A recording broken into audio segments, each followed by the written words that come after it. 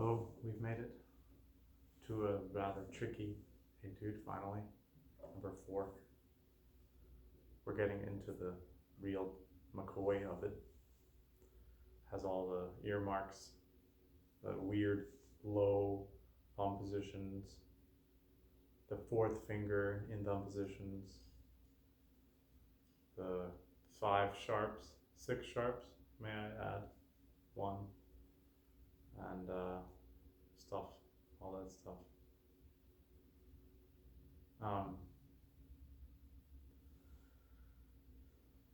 This is the kind of these are the kind of markings, the fingerings, that I, as a student, I thought I could weasel my way out of.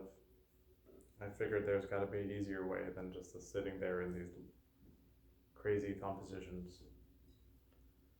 And the bowings too, I split bowings all the time. But as I said earlier, there's a wisdom to these markings if you're really playing the etude at the best level you can muster. And this was probably one of the ones that took a lot of attempts, a lot of trial and error. And I know I was only doing one a day, it doesn't really demonstrate too much, but I still didn't allow too much slop in the final cut. I just couldn't handle it. So you have to know where your bar is that you're willing to live with. If you're not going for absolute perfection, which I would never really, in my life, so to this point, it would never occur to me that I need to play a proper set of proper etudes perfectly for any particular purpose. I don't know, maybe now that this is all, the world has changed, I'll try that, but for me, perfection has to include things other than just technical wizardry, or there's no real use to it. It has to say something underneath the notes. So,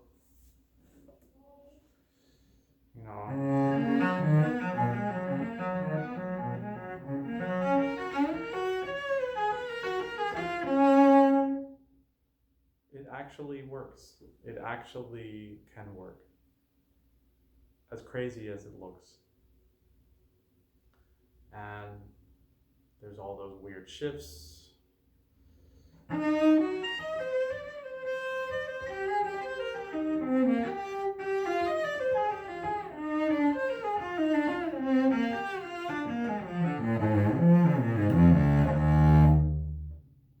You just have to tackle them one by one. The little, as I told somebody, the little landmines. And I also was getting the feeling that the more landmines, the more nasty stuff, the more beautiful, there's something more beautiful inside, inherent in the way he uses the cello and the harmonizations. It's the easier etudes somehow have something missing, something less than these crazier ones, and that it ends up making it worth it. You, in the end, you feel like all that trouble got me something beautiful, got me something meaningful as a musician and cellist.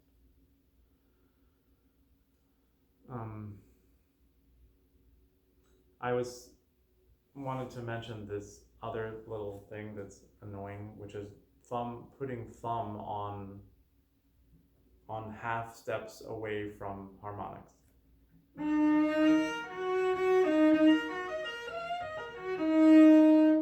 Because for me,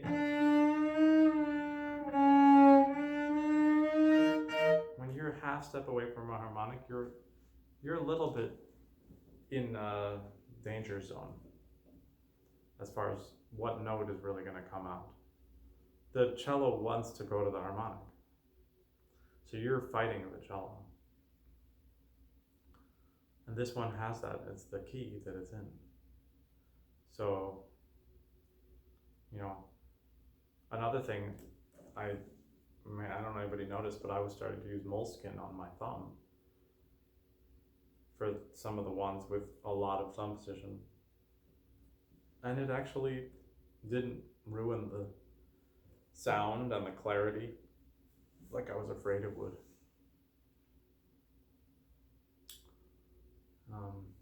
So I don't remember if I did it on this one, but I very well could have.